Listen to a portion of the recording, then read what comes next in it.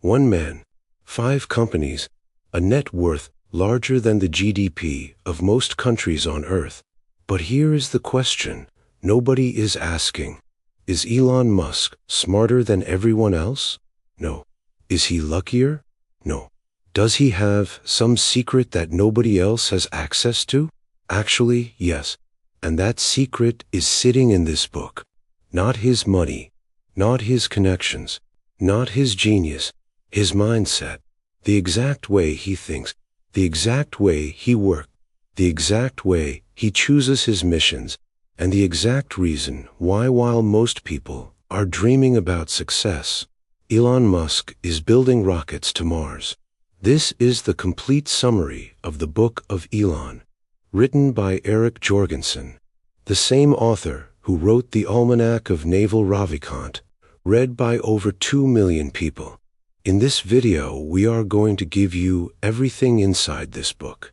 Every idea, every framework, every lesson, in simple, clear, and easy to understand language. Stay with us, because by the end of this video, you will think differently, work differently, and see your own potential in a completely different way. Let us begin. Chapter 1. Be useful. Picture a young boy growing up in Pretoria, South Africa. Not wealthy, not connected, not from a powerful family. Just a boy who read every book he could find, who taught himself to code by the age of 12, who sold his first video game for $500 before most kids had even thought about money. That boy grew up to become the wealthiest person in the history of the world, not by chasing wealth, not by following a safe path, but by asking one question every single morning of his life. How can I be useful today? That question is where this entire book begins, and it is where your journey inside Elon Musk's mindset starts right now. The question nobody asked. Most people wake up in the morning and ask one of 2 things. How do I make money today? Or how do I get through today? Both are survival questions. Both are focused on the self, on what you can get, on what the world owes you. Elon Musk wakes up and asks something completely different. In his own words from this book, on a day-to-day basis, I wake up in the morning and ask, how can I be useful today? Just that. Not how do I become famous, not how do I close the deal, not how do I protect what I have. How can I be useful? And Eric Jorgenson, the author who compiled this book, says that simple question is the foundation of everything Elon has built. Because when you obsess over usefulness, over genuinely helping people and genuinely improving the world, success stops being something you chase. It becomes something that follows you. Useful is not the same as profitable. Here is one of the most important lessons in this entire chapter, and it is one that most people have completely backwards. Most people think that the goal of any work is to be profitable, make money first, everything else second. But Elon Musk thinks the other way around. He says, the goal of any organization should be usefulness to society, not profit, not growth, not market share. Usefulness. He says it simply and clearly in this book. Try to be useful. Do useful things for your fellow human beings and the world. Now, this does not mean money does not matter. Of course it matters. You cannot build rockets or electric cars or global internet networks without massive funding. But here is the key difference. Profit is the result of usefulness, not the goal of it.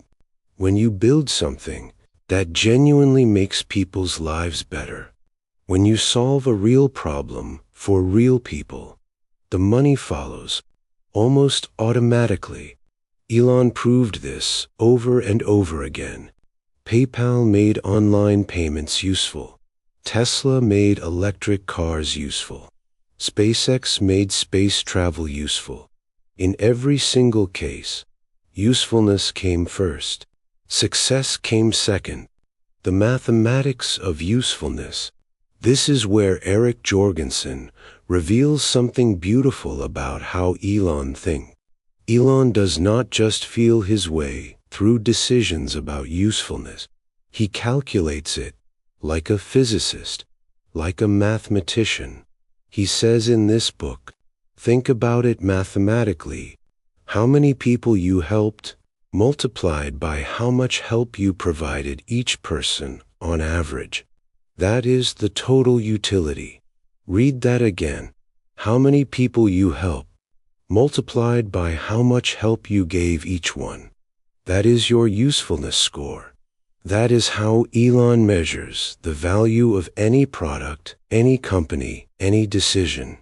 And here is something remarkable that he says next.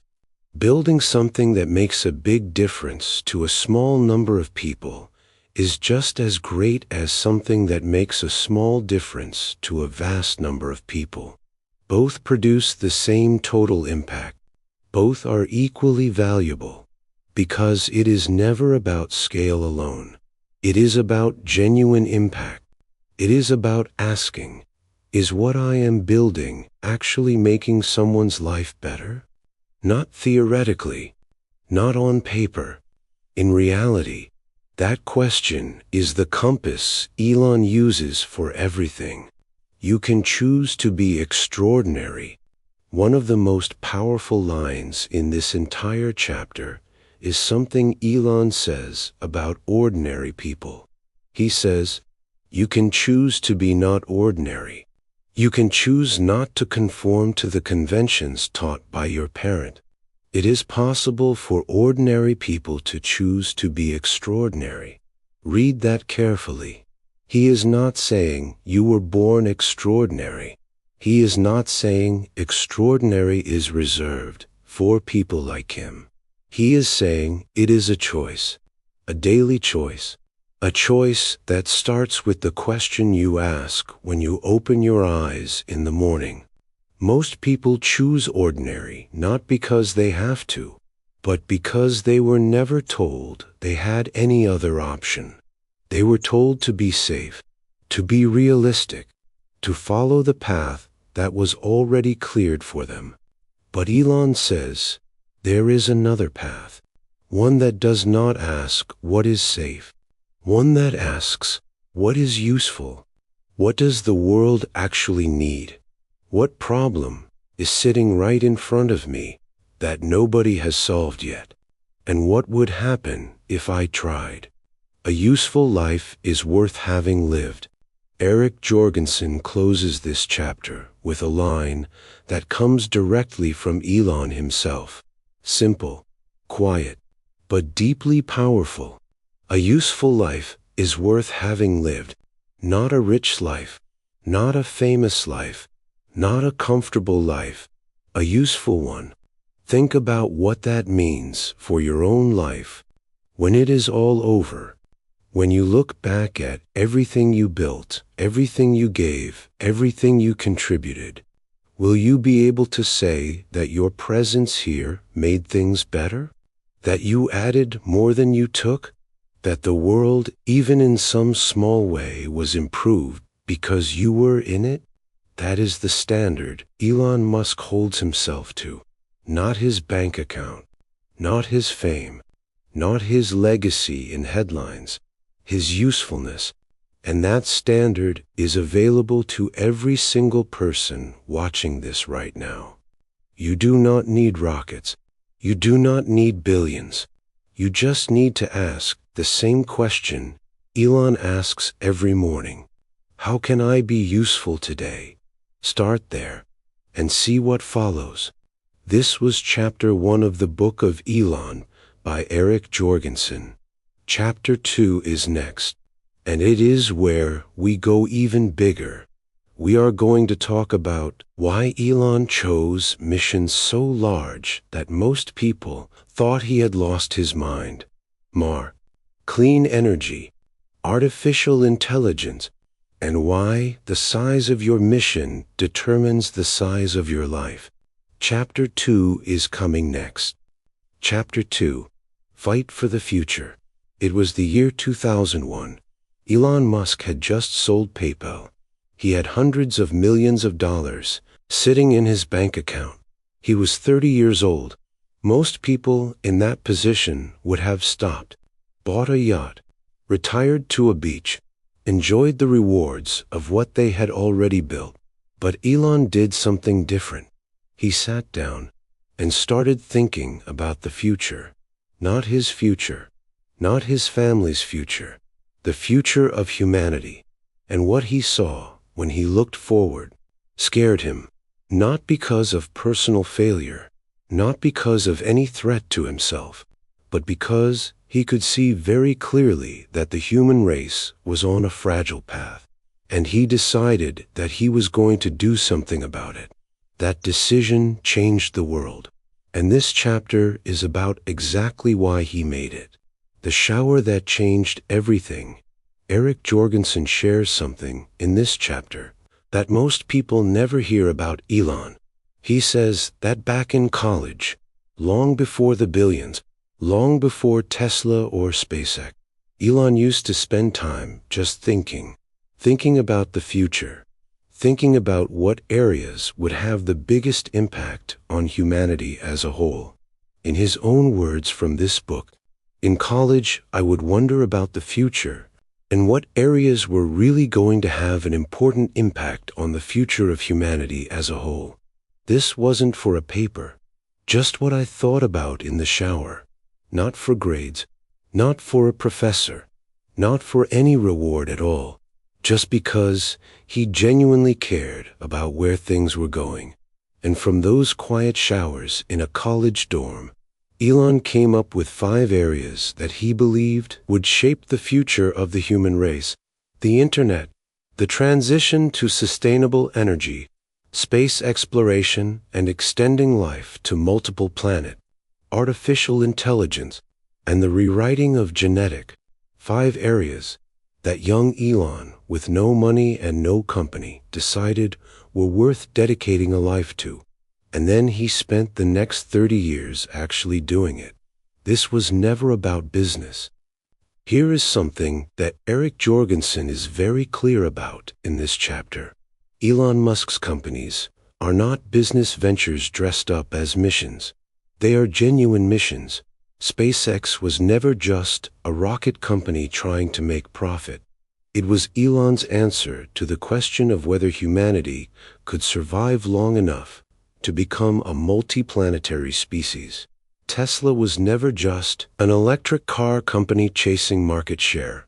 It was Elon's answer to the question of whether humanity could transition away from fossil fuels before irreversible damage was done. He says in this book, "I want to make sure there is a good future for humanity. We are on a path to understanding the nature of the universe, the meaning of life. Why are we here? How did we get here?" These are not marketing statements. These are not mission statements written by a PR department. These are the actual questions driving the actual decisions of the most productive builder alive on Earth today. And here is what makes that so important.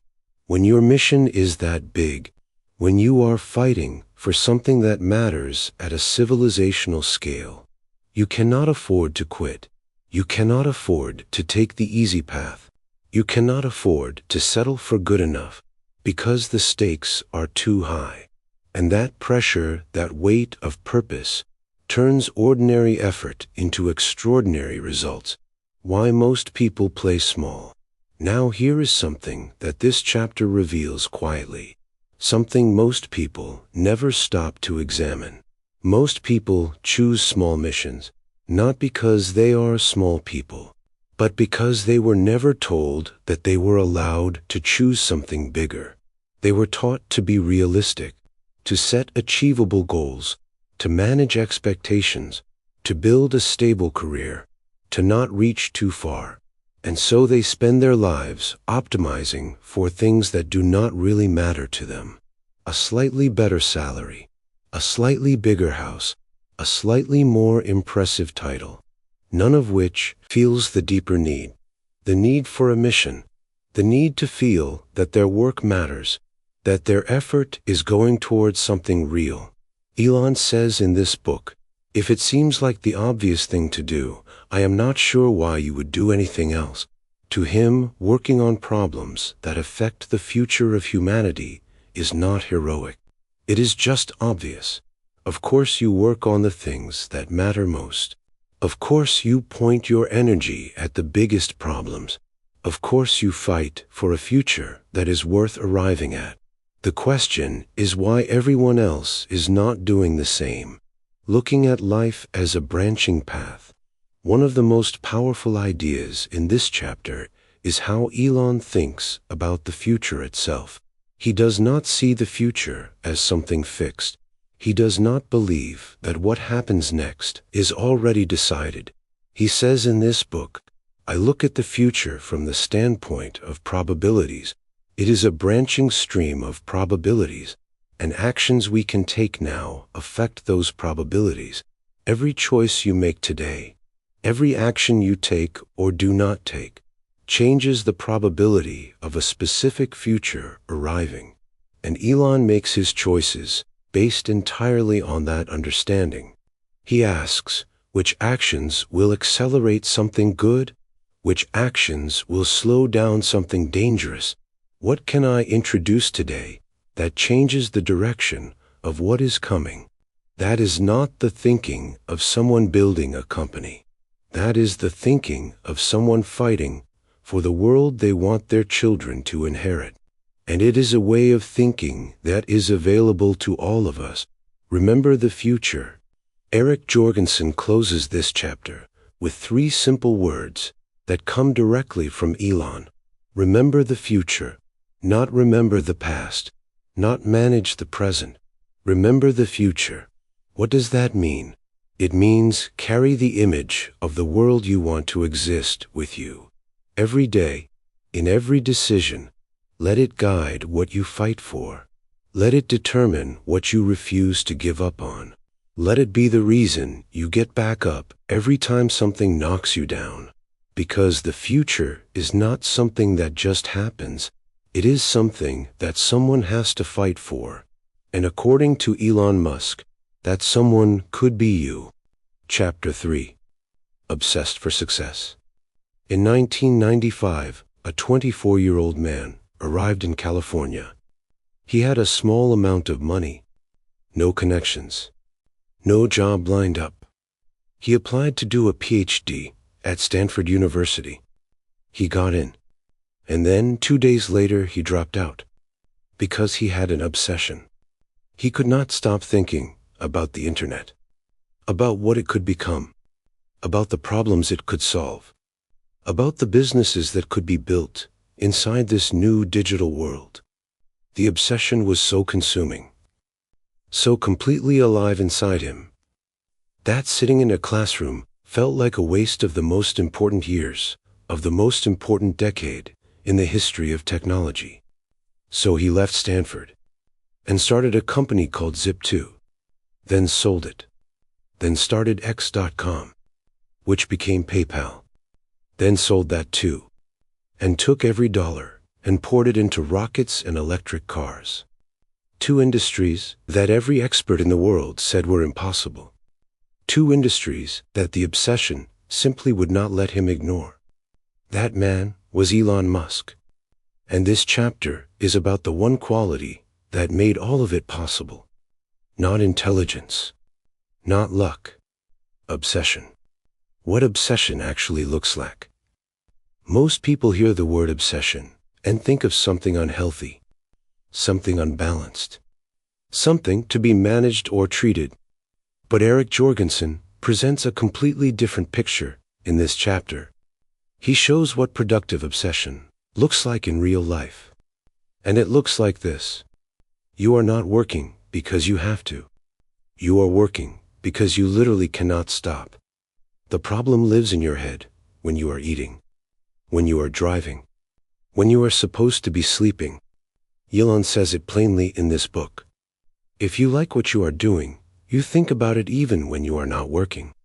It is something your mind is drawn to. If you do not like it, it is much harder to make yourself work. That is the difference between someone who is interested in their work and someone who is obsessed with it. Interested people work when they schedule it.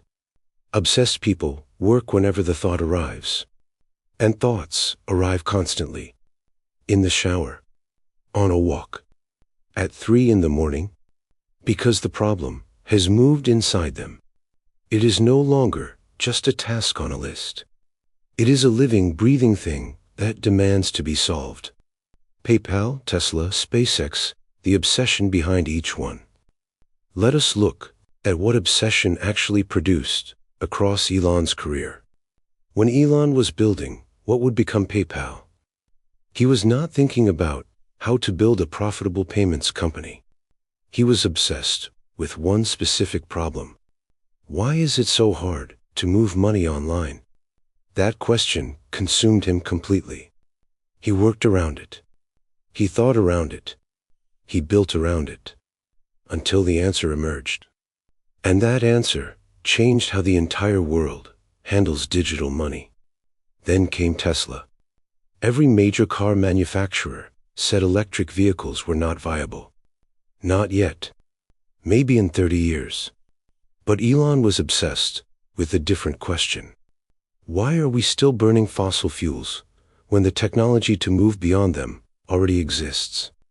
That obsession drove him through years of near bankruptcy, through production failures, through public ridicule, through moments where the entire company was within days of collapse. He did not survive those moments on logic. He survived them on obsession. Because when you are obsessed, quitting is simply not a real option.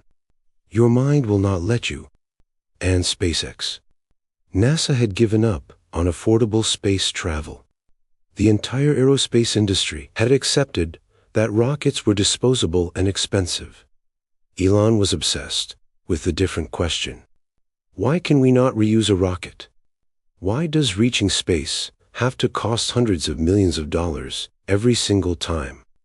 That obsession produced the first orbital-class rocket that successfully returned and landed itself 3 times in the same year. Every time the obsession produced something that interest alone could never have delivered. Obsession versus distraction. Here is where this chapter becomes directly relevant to your own life. Because most people are not obsessed with anything, not because they lack the capacity for it, but because they never gave themselves permission to be. They spread their attention across too many things. A little of this, a little of that. Some scrolling, some news, some entertainment, some work, some planning, some worrying. And the result is a life that moves in many directions at once, and therefore does not go very far in any direction. Elon says something very direct about this in the book. He says, try to find an overlap of your talents and what you are interested in. You may have skill in something but do not like doing it. Try to find work that is a good combination of things you are inherently good at, but also like doing. This is the formula for obsession. Skill plus genuine love. Not skill alone. Not passion alone. Both together. When something uses what you are naturally good at and also makes you feel fully alive, your brain does not resist it. It runs toward it. And that running is what obsession looks like from the inside. Being obsessive is a good thing. Here is something Elon says in this chapter that most people have never been told. He says, successful entrepreneurs come in all sizes, shapes, and flavors. I am not sure there is any one particular trait that makes them. However, if there is one to focus on, it would be to have an obsessive nature about the quality of the product. In this context, Being obsessive-compulsive is a good thing. Read that again.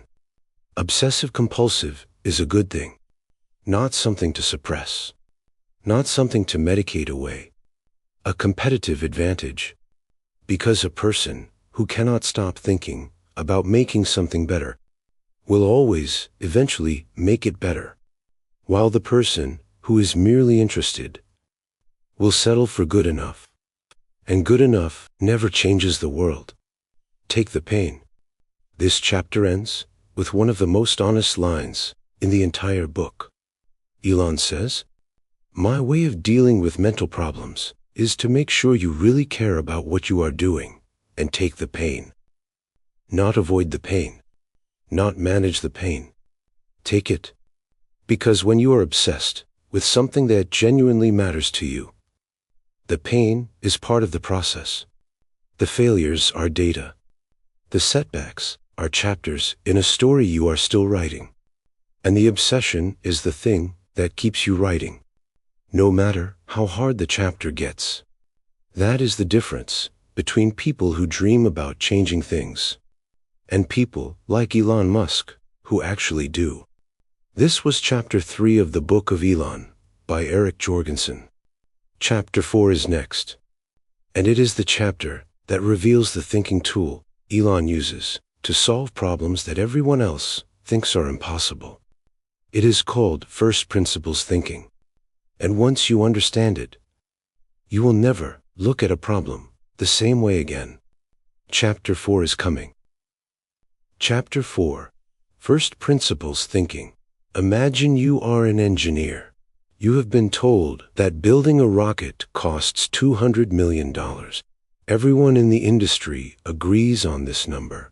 Every company, every expert, every textbook, $200 million.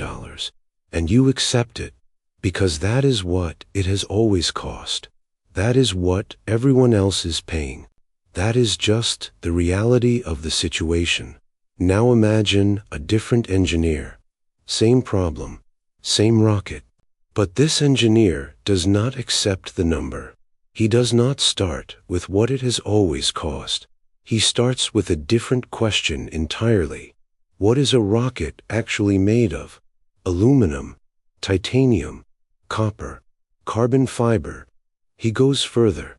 What do those raw materials actually cost right now on the open market? He adds it up, and he discovers something that changes everything. The raw materials needed to build a rocket cost less than 2% of what rockets were actually being sold for. Less than 2%, which meant that somewhere between the raw materials and the finished rocket, an enormous amount of money was being wasted, not because rockets had to be expensive, but because nobody had ever stopped to ask whether they had to be. That engineer was Elon Musk, and the thinking tool he used to discover this is called first principles thinking, and it is the subject of this entire chapter. What first principles actually means. Eric Jorgenson explains this concept with great care and clarity in this chapter. First principles thinking comes from physics.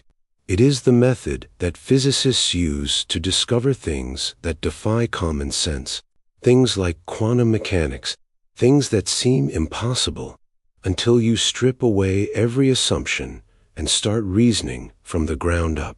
Elon says directly in this book, when you want to do something new, you have to apply the physics approach. You build your reasoning from the ground up. You do not start with what other people believe. You do not start with what has been done before.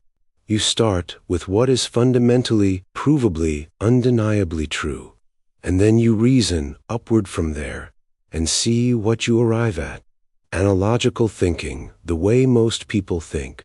Before we go deeper into first principles, we need to understand the opposite of it. Elon calls it reasoning by analogy, and he says it is the default way most people think.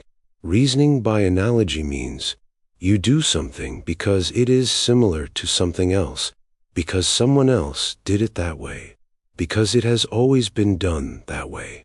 You copy the pattern. You follow the convention. You accept the assumption without testing it. And in everyday life, this is completely fine. Elon says so himself. In most of life, we should reason by analogy.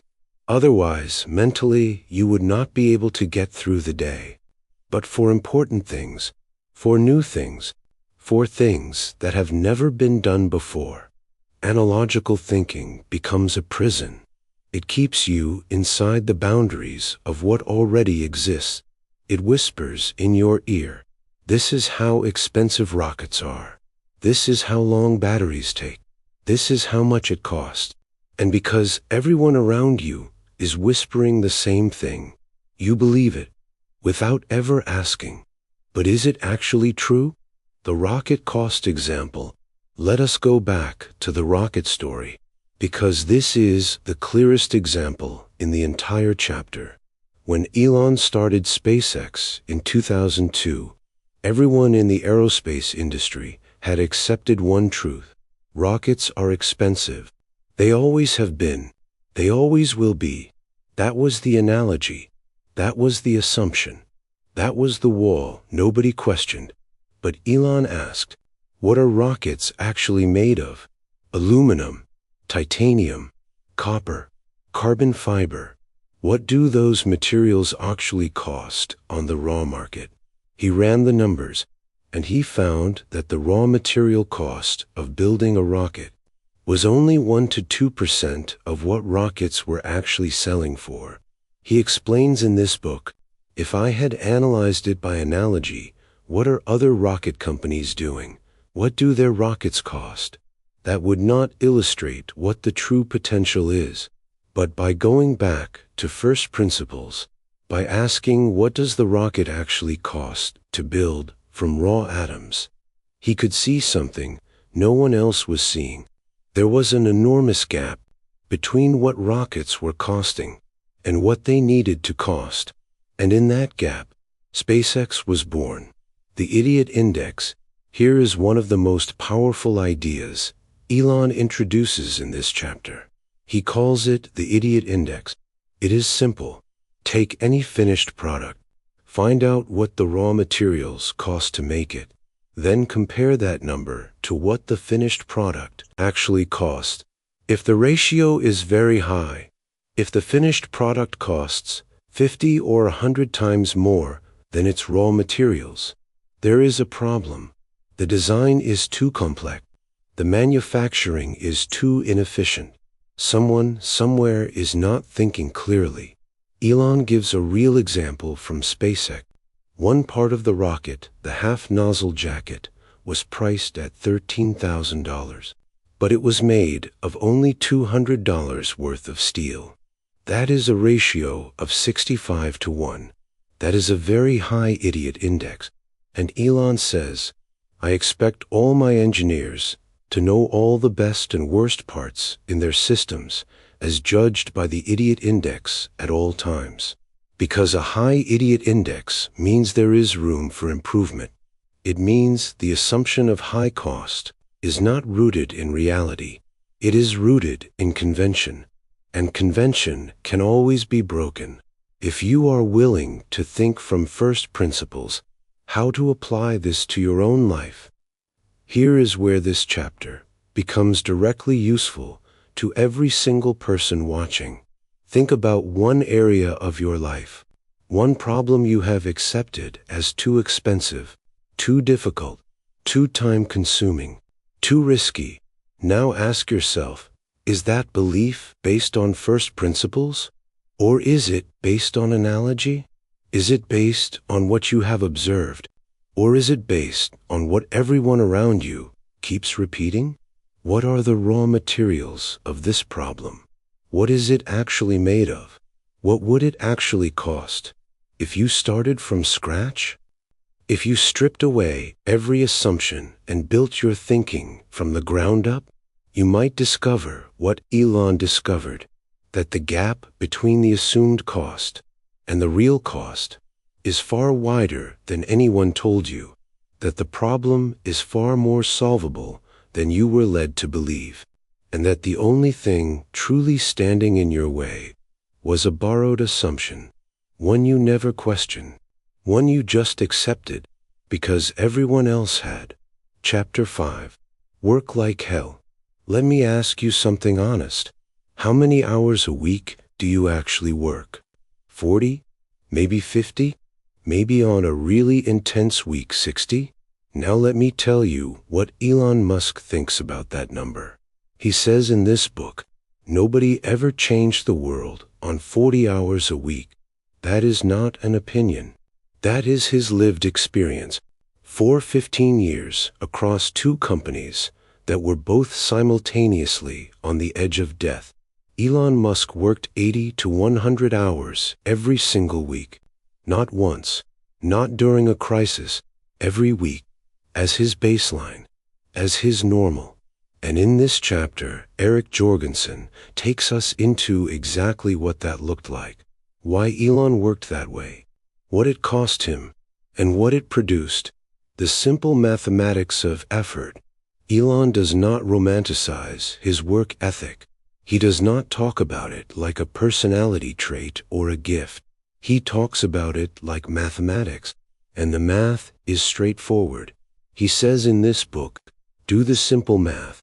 Somebody else is working 50 hours a week, and you are working 100. You will get twice as much done in a year. And he goes further. If other people are putting in 40-hour weeks, and you are putting in 100, what takes them a year you will achieve in 4 months. That is not motivation. That is arithmetic. The person who works more hours on the same problem with the same intelligence will simply solve it faster. They will accumulate more experience, make more mistakes, learn from more failures, and get further in less time. Elon built PayPal, Tesla, and SpaceX simultaneously, all in the span of a single human lifetime. And when you divide that output by the number of hours he worked, the math starts to make sense. Not because he was superhuman, because he was simply working while others were resting. From 2007 to 2022, 15 years of pain.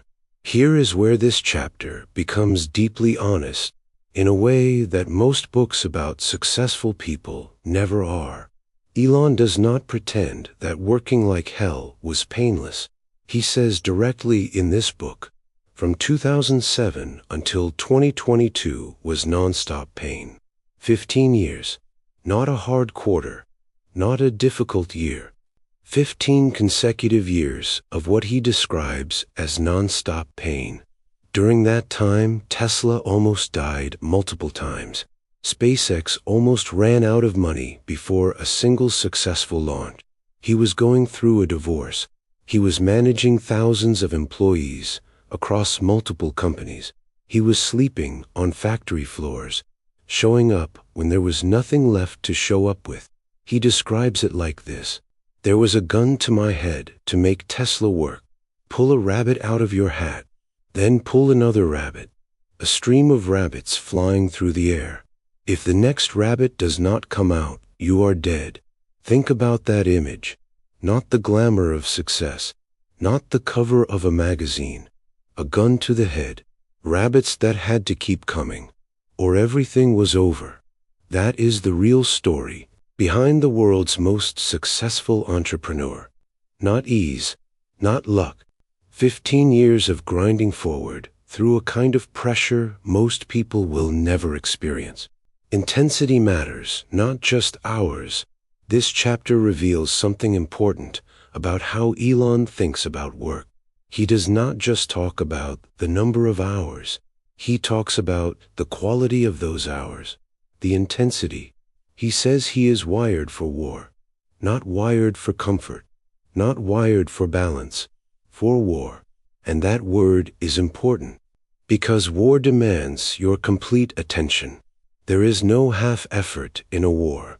You cannot be checking your phone while also fighting for survival. You cannot be casually moving between tasks while the company you built is bleeding out. Elon approaches work the way a soldier approaches a battlefield. Total presence, total commitment, Every available mental and physical resource pointed at the same target. Eric Jorgenson shows that this intensity, more than the raw hours, is what separated Elon's output from everyone else's, because an hour of true intensity is worth more than a day of distracted half-effort. And Elon brought intensity to every single hour. That is why the math compounded so dramatically over time. Rest and distraction, Elon's different relationship. Now here is something that surprises most people about this chapter. Elon does not say that rest is useless. He does not say that you should never stop. He actually admits in this book something quite vulnerable. He says, I think there is some merit to not being too intent, enjoying the moment a bit. Occasionally stopping to smell the roses would probably be a good idea. He tells a story about building the Falcon 1 rocket. They were working on a beautiful island in the middle of the Pacific Ocean, Quadrillion Atoll, surrounded by one of the most stunning natural landscapes on Earth. And Elon says, not once during that entire time did I pause and have a drink on the beach. He reflects on that now. With some regret, he says, I realize I should have had a drink with the team on the beach. That would have been fine. This is a side of Elon that most people never see. Not the machine, not the productivity robot. A human being who pushed so hard for so long that he missed the moment he was standing in, and he knows it, and he says so. This is not a contradiction of everything else in this chapter. It is the most honest part of it, because Elon is not telling you to destroy yourself. He is telling you to work with everything you have, and also to not miss the life that is happening around the work. Both things are true. Both things matter. You need a rage demon. One of the most unusual lines in this entire book appears in this chapter.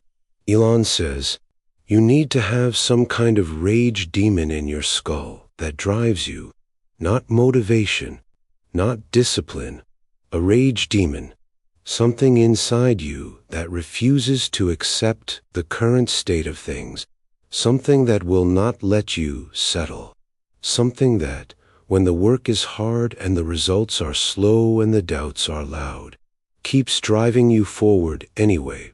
For Elon, that rage demon was the mission.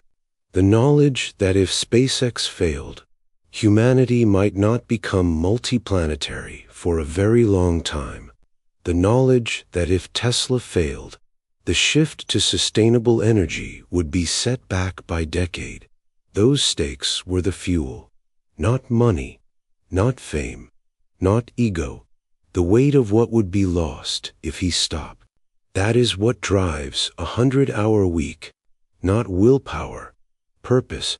This was Chapter 5 of the Book of Elon by Eric Jorgenson. Chapter 6 is coming next, and it is the chapter that most people who want to build something great need the most. It is about fear. About the moments when everything looked impossible, when bankruptcy was days away, when failure was the most likely outcome, and what Elon did when he was standing right in the middle of it. Chapter 6 is next. Chapter 6. Feel the fear, do it anyway. It was December 2008, one of the darkest months in Elon Musk's life. SpaceX had just experienced its third consecutive rocket failure. 3 rockets, 3 launches, 3 crashes. The company had enough money for exactly one more attempt. 1. If the 4th rocket failed, SpaceX was finished, gone. Everything Elon had poured into it, every dollar from PayPal, every hour of work, every dream of making humanity multiplanetary, would be over. At the exact same time, Tesla was running out of money, not slowly, fast. The global financial crisis had hit. Investors were pulling back. The company that Elon believed could change the entire car industry was days away from closing its doors forever. Two companies, both dying at the same time. Now let me ask you something.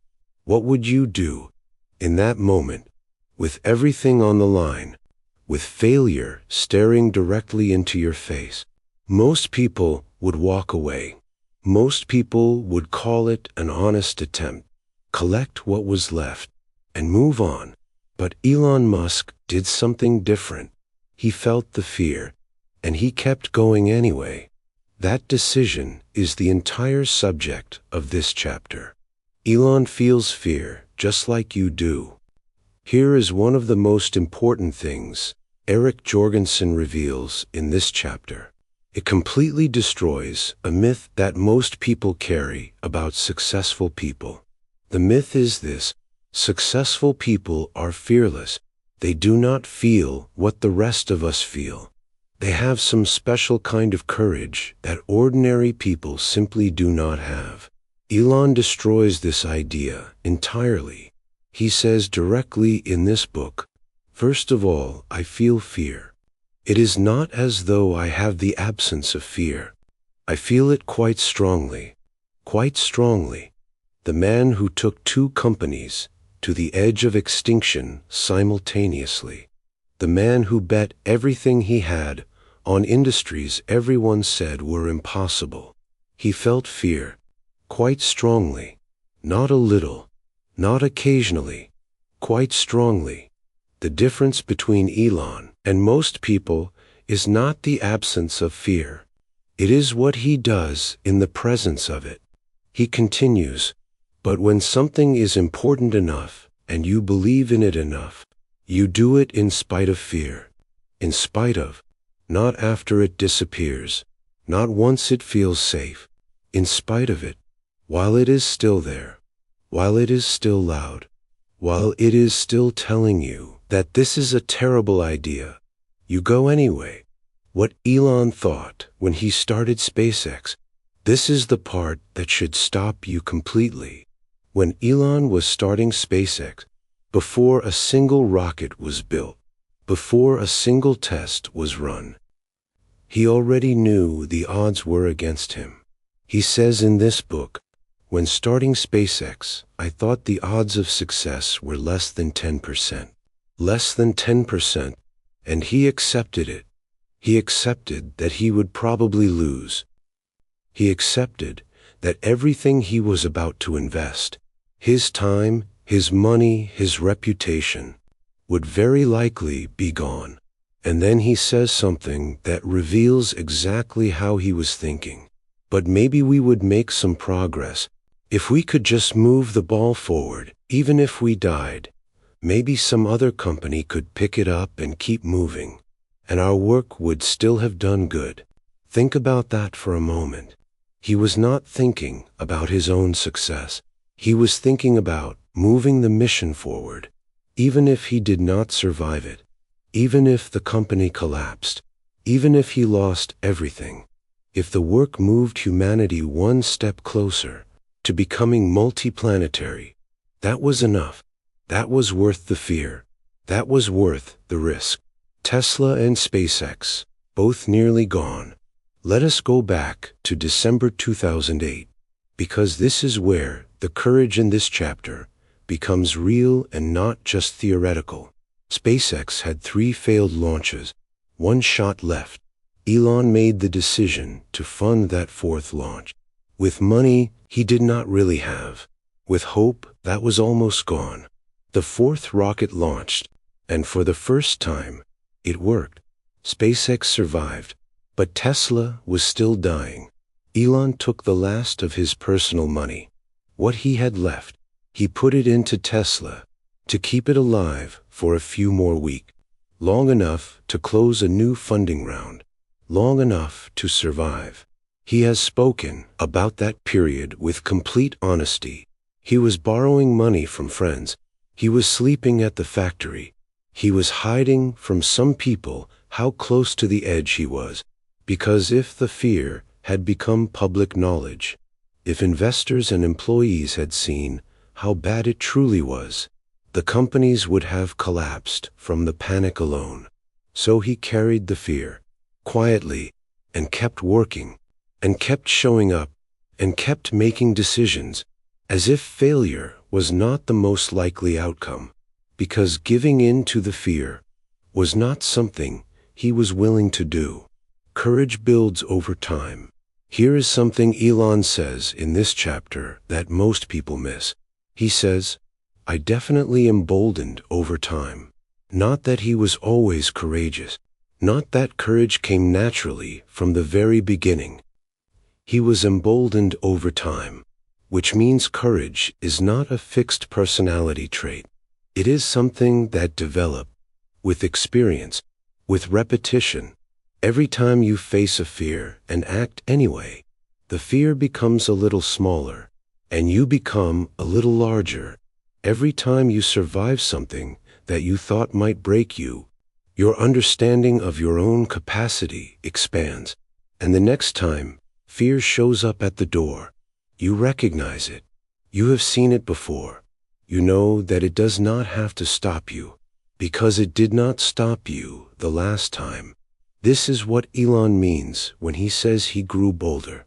He collected evidence, evidence that fear was manageable, evidence that on the other side of the thing you were afraid of, something worth having was often waiting. That evidence built into confidence, and confidence built into courage. Look fear directly in the eye. This chapter opens with one of the most powerful lines in the entire book. Elon says, "Look fear straight in the eye and it will disappear."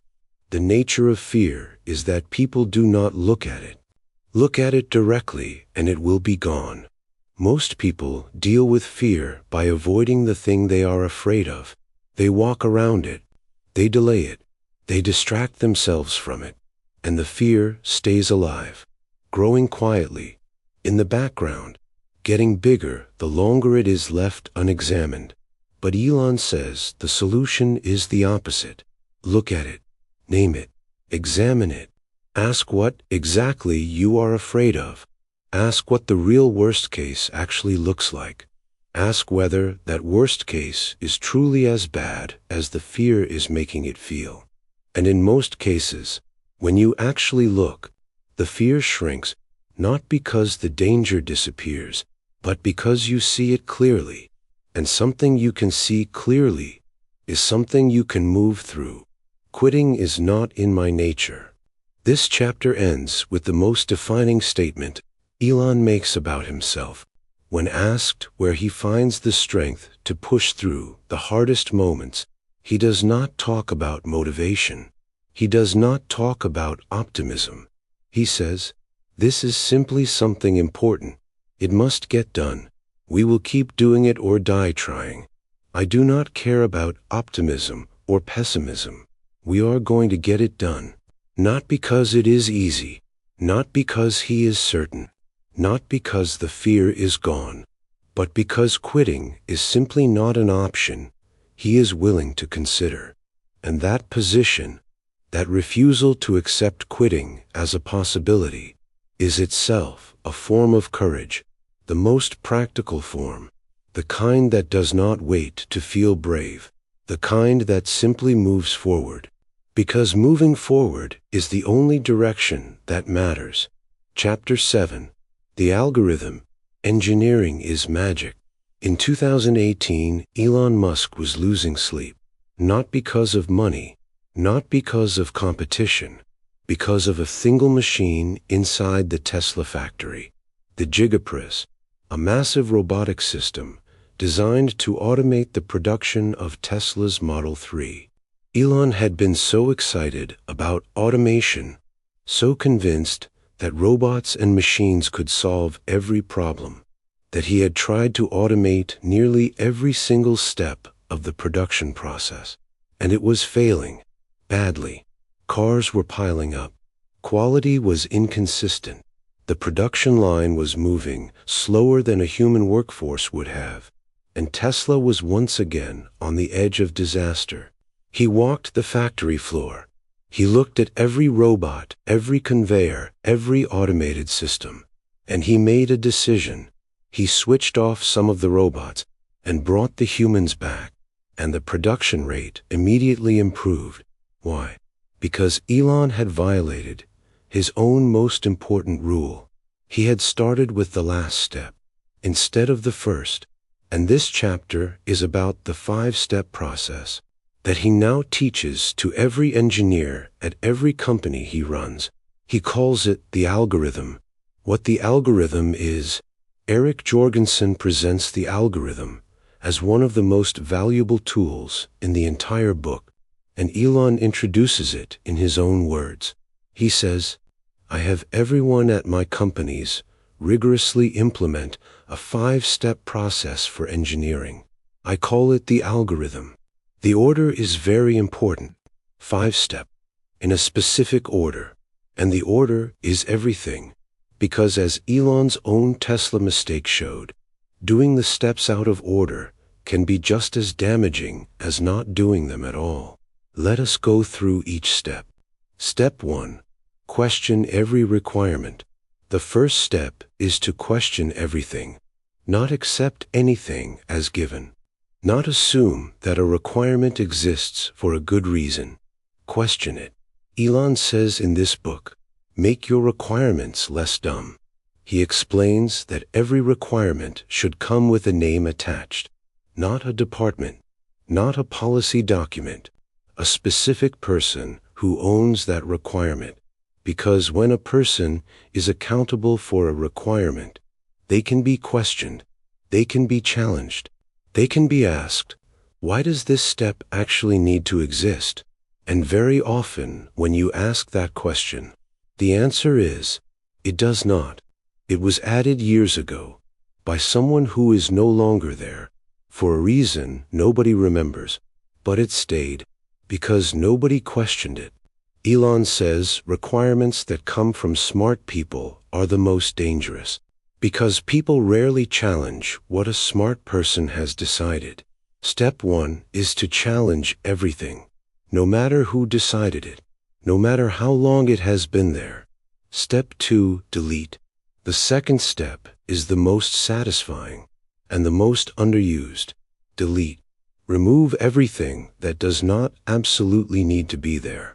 Elon says, try very hard to delete the part or process. And he adds something that reveals exactly how radical this step is.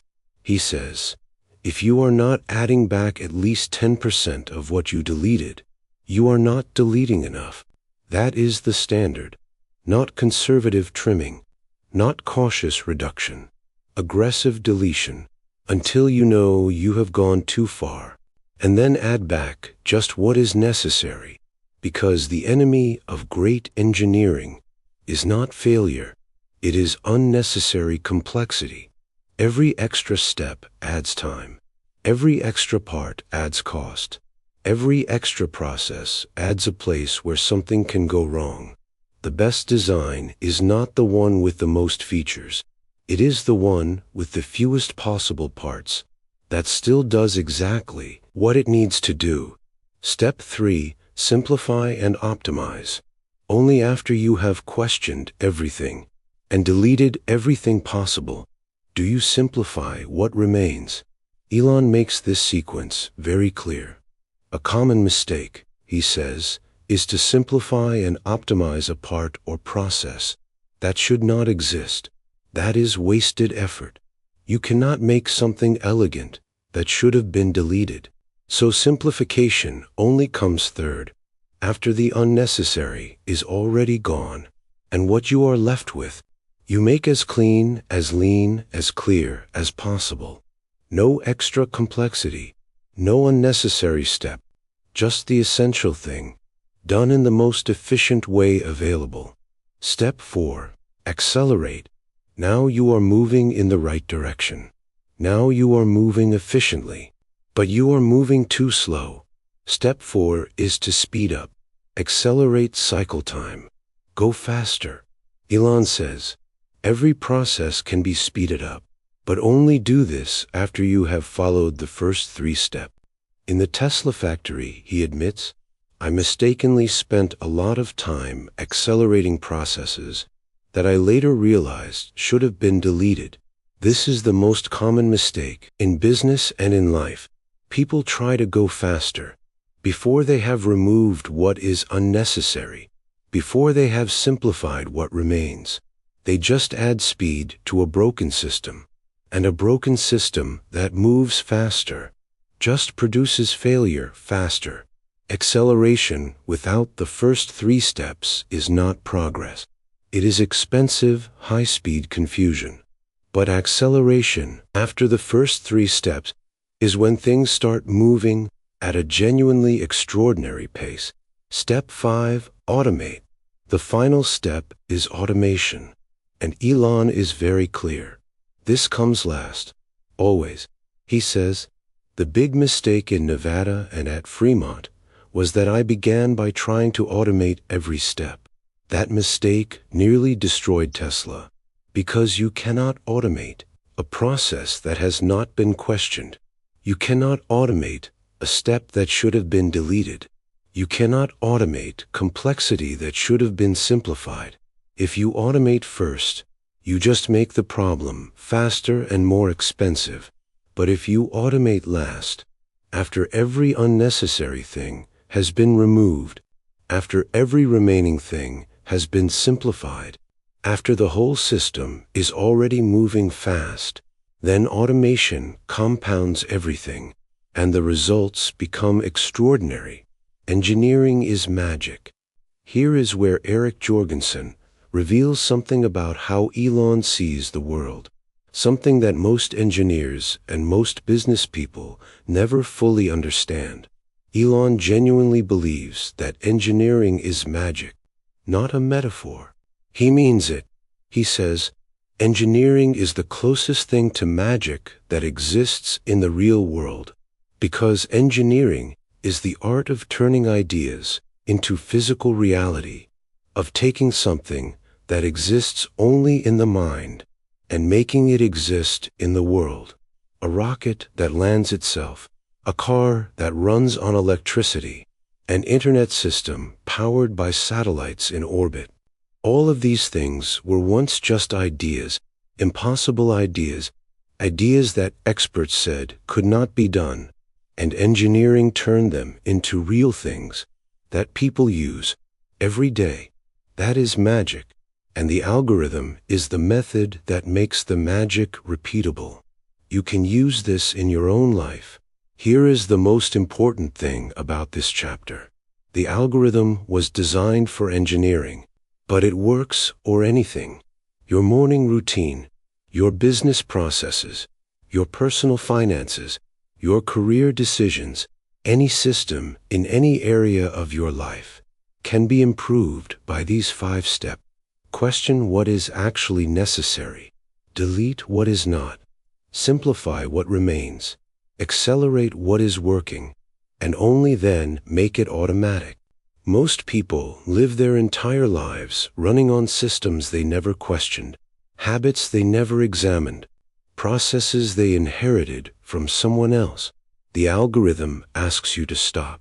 Look at everything you are doing and ask, does this actually need to exist?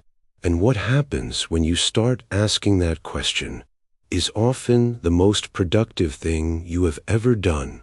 This was Chapter 7 of the Book of Elon by Eric Jorgenson.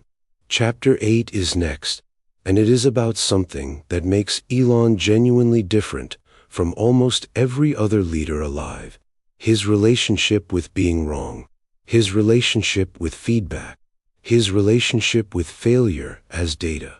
Chapter 8 is coming, and it will change how you think about your own mistakes.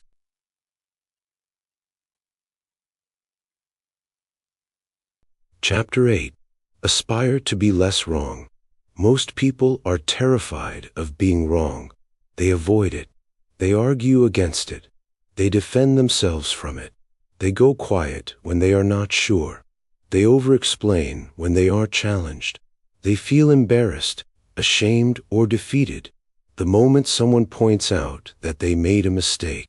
And because of that fear, They stop growing. They stop learning. They stop improving, because you cannot improve without first admitting that there is something to improve. Elon Musk approaches being wrong in a completely different way.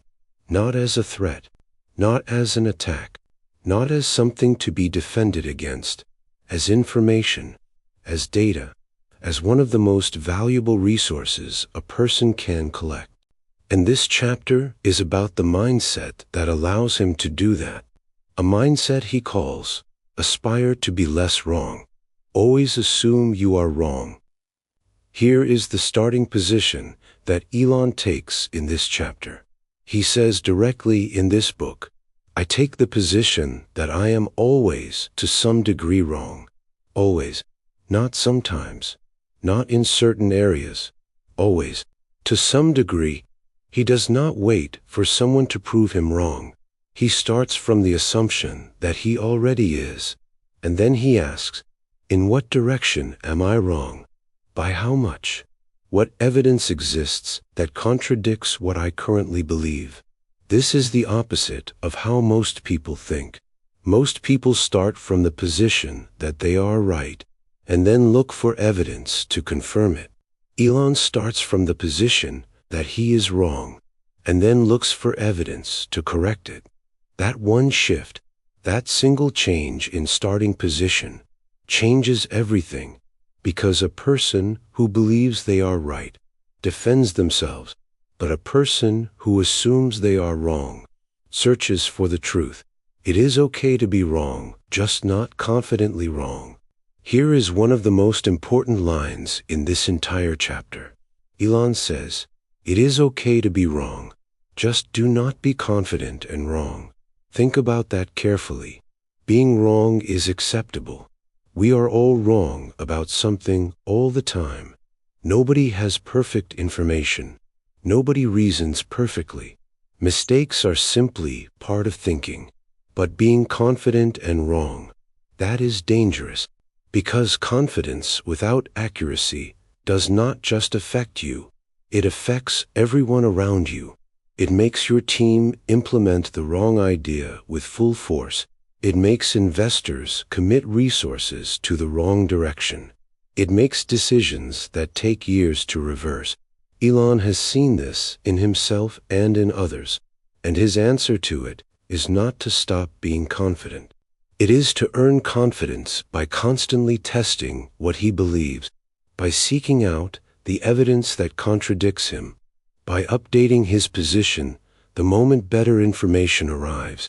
He says, aspirationally, you want to believe things proportionate to the evidence, not inversely proportional to the evidence, not louder because you want it to be true, in proportion to what the data actually shows. The feedback loop, Elon's secret weapon. Eric Jorgenson reveals in this chapter what may be the single most important habit behind Elon's rapid improvement across every company he has built.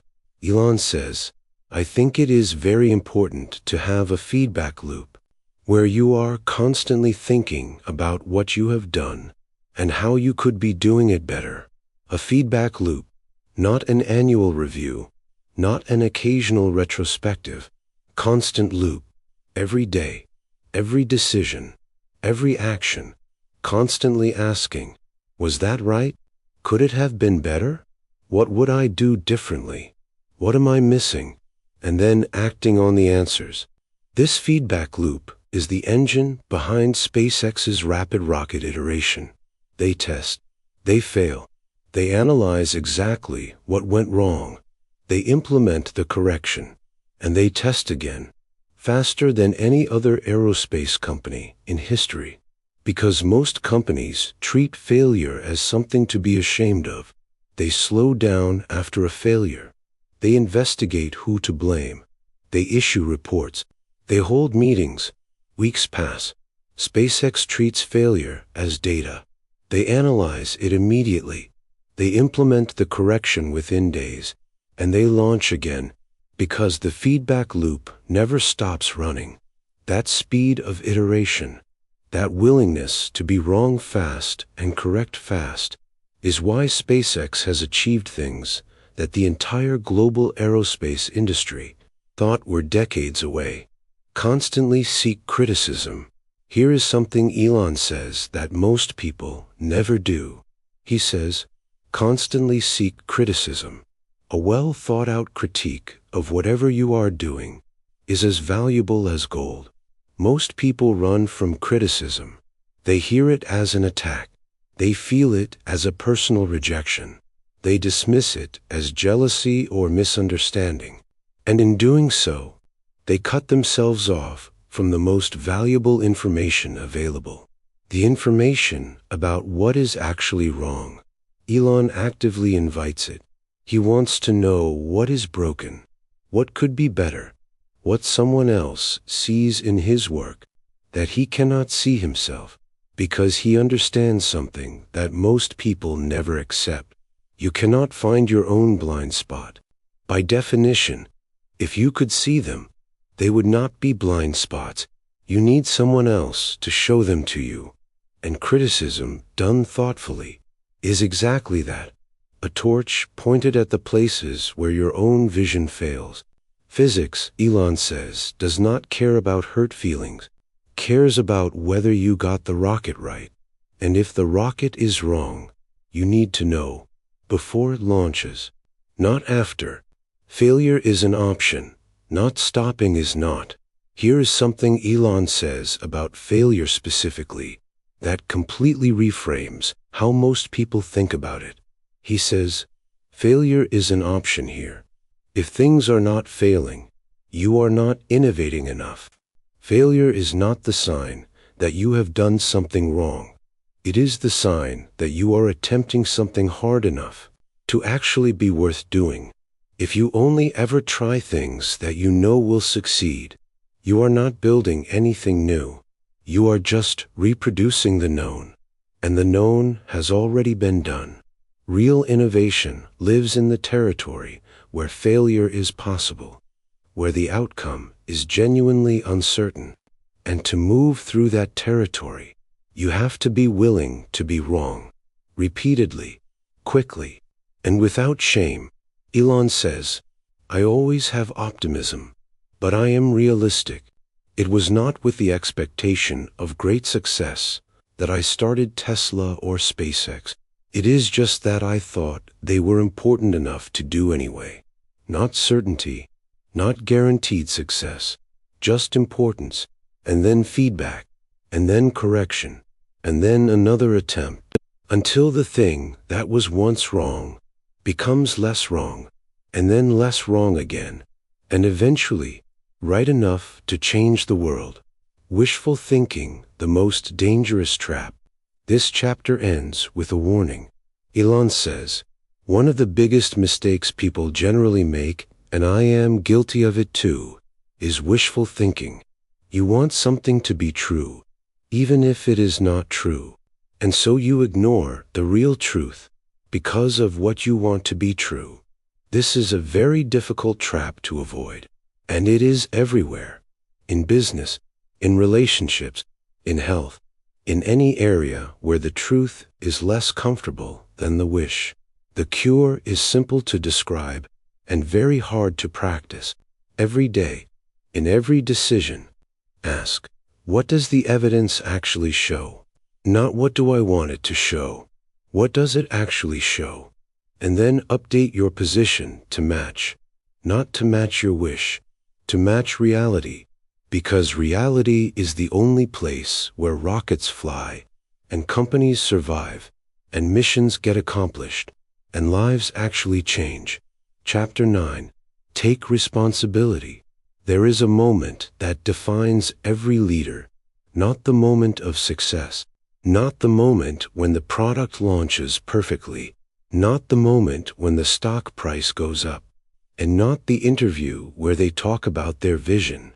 The moment that defines a leader is the moment when something goes terribly wrong, and everyone is watching, and someone has to own it. In most companies, at that moment, the deflection begins. It was the supply chain's fault. It was the team that failed to execute. It was the market conditions. It was the timing. It was someone or something else. Not me. Never me. But Elon Musk operates by a completely different rule. And this chapter is about that rule. It is the rule of total responsibility. And it is one of the most powerful and least practiced principles in the entire book. The CEO job is not a reward. Eric Jorgenson presents Elon's view of leadership very clearly in this chapter. And it is completely different from how most people think about being at the top. Most people think that being the CEO means having the power, calling the shots, getting the credit, having the biggest office, making the final decision. Elon thinks of it the other way around entirely. He says, the CEO's job is to tackle the most pernicious and painful problems, the issues that nobody else can fix, not the fun problems, not the glamorous challenges, the most painful ones, the ones that everyone else has already tried to solve and failed. He does not see the top of the organization as a place of privilege. He sees it as a place of maximum accountability, where the hardest glass has to be chewed, where the problems that would stop anyone below have to be faced head-on by the person in charge. And Elon says clearly, there is always some amount of glass that has to be chewed. Even now, even at the scale that Tesla and SpaceX have reached, there is always something difficult, something that requires the person at the top to absorb the hardest impact. And his position is simply, that person is him, and he does not complain about it.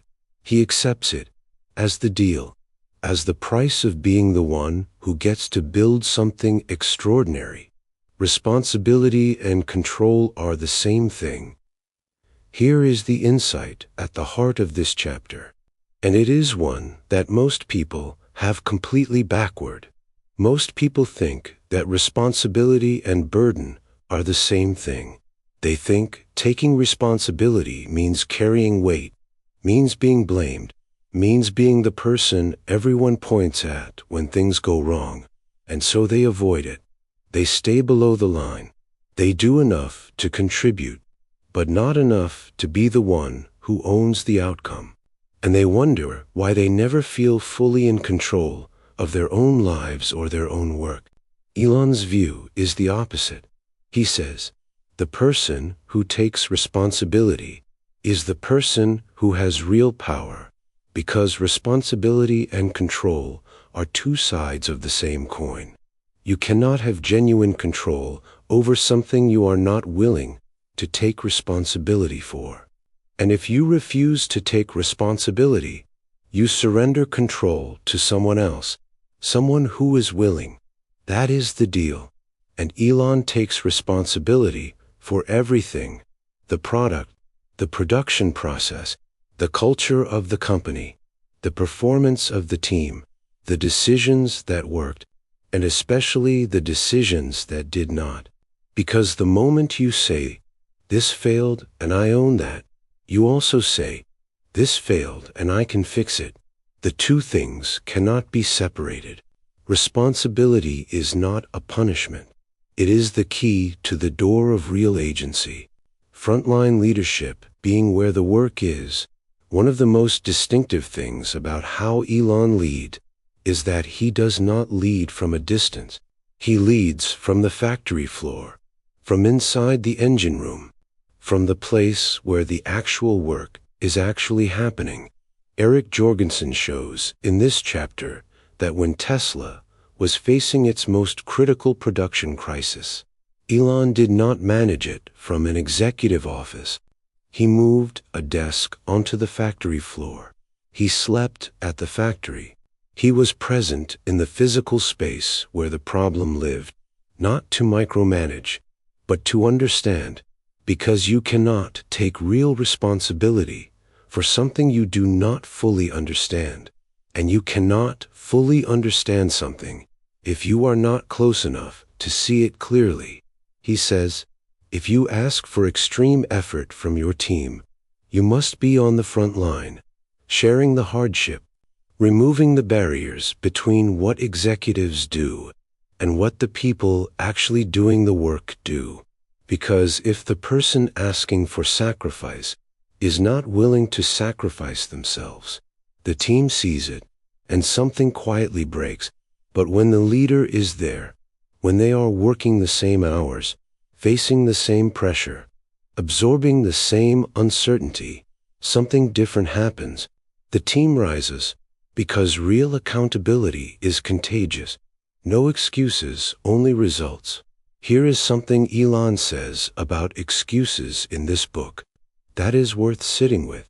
He says, "I do not spend time pointing fingers. I think that is wasted energy. Just fix the problem. Not who caused the problem. Not whose fault was this. Fix the problem. Because the problem does not care whose fault it is. The rocket does not care about the meeting where someone explained why the component was late. The customer does not care about the internal process that created the defective product. What matters is the outcome, and outcomes are fixed by action, not by explanation, not by documentation, not by a well-written email explaining why things went wrong, by showing up, by taking ownership, and by making the problem somebody's clear and personal responsibility, usually his own." This does not mean that Elon ignores where errors came from. He is obsessed with root cause analysis, with understanding exactly what failed and why, so it can be prevented next time. But the energy goes into fixing, not blaming, because blame creates defensiveness, and defensiveness slows everything down, while accountability creates clarity, and clarity creates speed. Sacrifice must be visible. Here is something this chapter reveals that most leadership books never talk about. Asking a team for extreme effort without sharing in that effort personally does not work, not for long. People can feel it when the person asking them to work weekends and skip holidays is not there, is not doing the same, is sending emails from somewhere comfortable. They feel it, and the energy begins to drain. But when the leader is as tired as they are, when the leader is making the same sacrifices, the dynamic shifts completely, because nobody feels like they are being used. They feel like they are part of something, that the hardship is shared, that the mission is real enough to require everyone, including the person at the very top. Elon worked alongside his teams through the darkest period, not because he had to, because he understood that visible sacrifice is one of the most powerful leadership tools that exist, and it cannot be fake. It has to be real. It has to be earned, day after day, on the factory floor, at 3 a.m, when the rocket still is not right. What you can take from this chapter. Eric Jorgenson closes this chapter with something simple and deeply important.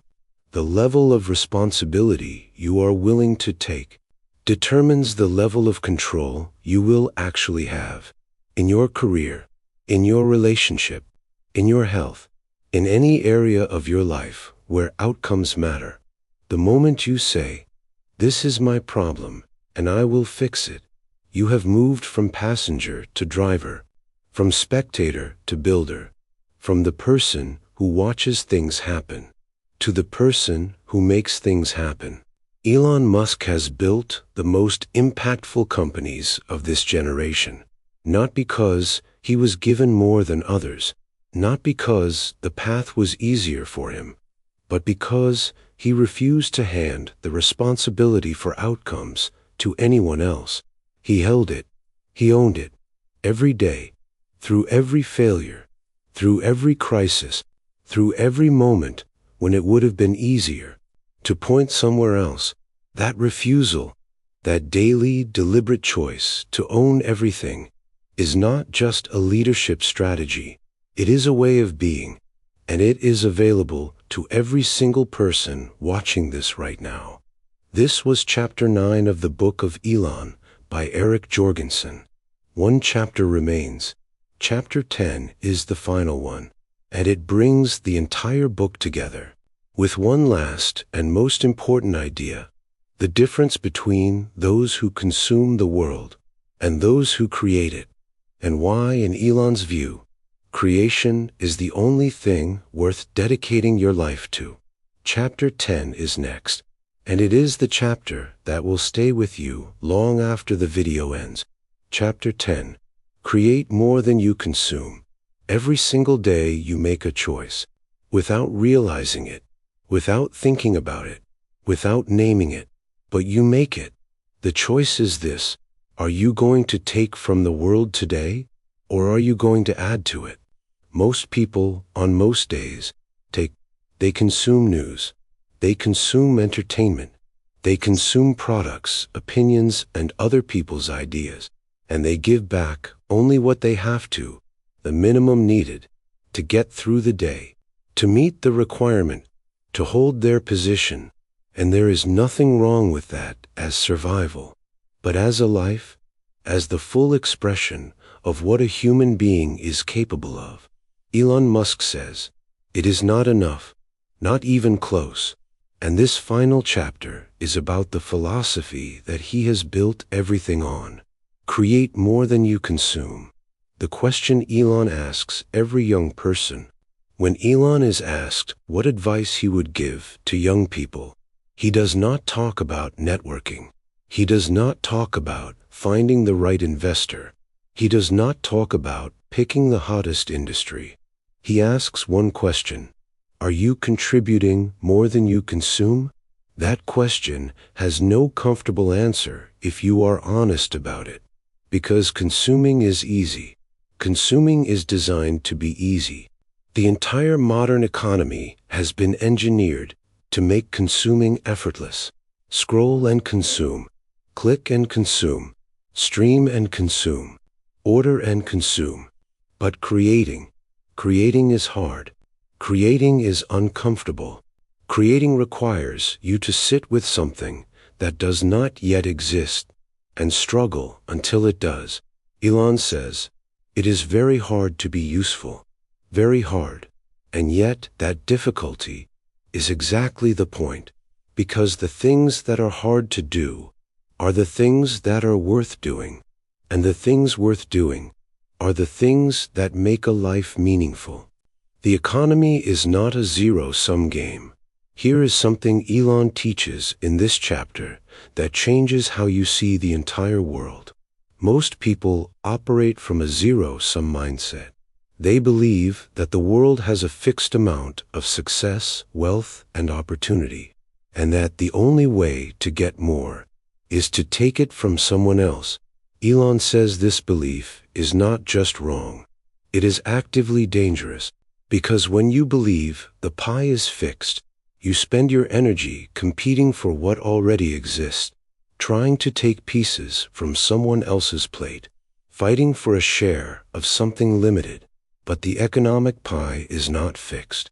Elon says, the economy is a positive-sum game, a grow-the-pie situation. Look at what humanity has built over the last 200 years. The pie has grown beyond anything anyone could have imagined, not because someone took more, because people created more. They invented things that did not exist. They solved problems nobody had solved before. They added to the world, instead of simply redistributing what was already there. And when you understand that, when you truly understand that value is created, not just moved around, everything changes. Because now the question is not how do I take?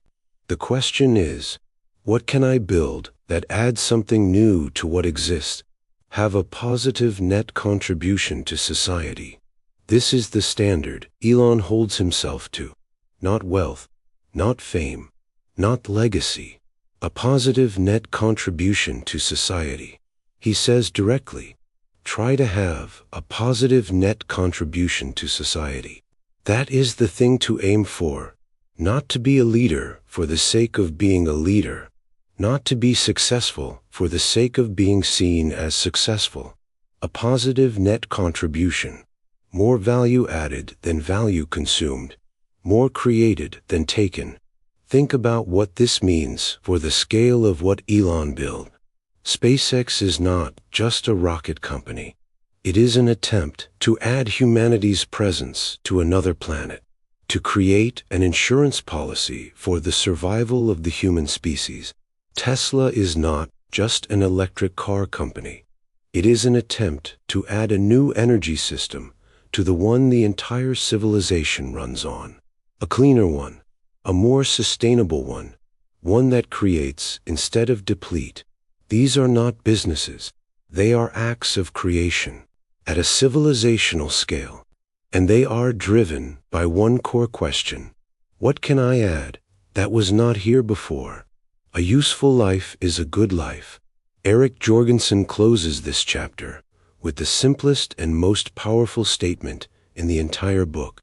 Elon says, if you live a useful life, that is a good life, a life worth having lived. Not a rich life, not a famous life, not a comfortable life, a useful one.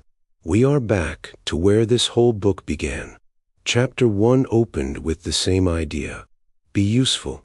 And now, at the very end, after the obsession, after the first principles, after the algorithm, after the fear, after the work, after the responsibility, we arrive at the same simple truth. Was your life useful? Did you create more than you consumed? Did you add something to the world that was not there before you arrived? That is the score, not your bank balance, not your follower count, not the awards on your shelf. The net contribution, what you gave, minus what you took. 1 million Musks. Here is how Eric Jorgenson ends the entire book. He says, 1 million Musk. That is my dream for this book. Not 1 million people who copy Elon. Not 1 million people who try to build rockets. 1 million people who take the principles in this book and apply them to their own specific mission, their own obsessions, their own problems, their own field. 1 million people who wake up and ask, how can I be useful today? 1 million people who think from first principles instead of from convention. 1 million people who work with genuine intensity towards something that genuinely matters. 1 million people who face their fear and go anyway. 1 million people who create more than they consume, who add more to the world than they take from it, who leave whatever corner of the world they are in a little better than they found it. That is the dream, and it starts with one person, right now, reading this or watching this, asking themselves, what is the most useful thing I could build with my life? You already have everything you need. Before this video ends, there is one thing that needs to be said. You do not need to be Elon Musk to live by these principles. You do not need billions. You do not need a factory or a rocket or a team of engineers. You need a problem that you care about solving. You need the willingness to think from the ground up, to question what you have been told, to delete what is unnecessary, to work harder than the minimum, to face the fear, to take the responsibility, to aspire to be less wrong every day, and to create something, anything, that adds more to the world than it takes. Because the world does not need more consumers. It has plenty of those. What the world needs is people who are willing to build, to create, to put something into the world that was not there before. Something useful, something meaningful, something that, when you look back at the end, you can point to and say, that was mine. I made that. And the world is a little better because I did. That is the final lesson of the Book of Elon. Create more than you consume. This was the complete summary of the Book of Elon by Eric Jorgenson. If this series gave you something real, something you can carry into your actual life. Please like this video. Share it with one person who needs to hear it today. Subscribe to Bookverse, because there are more books coming, more ideas, more tools, all designed to give you the mindset and the methods to build something worth building. We will see you in the next one. Now go create something.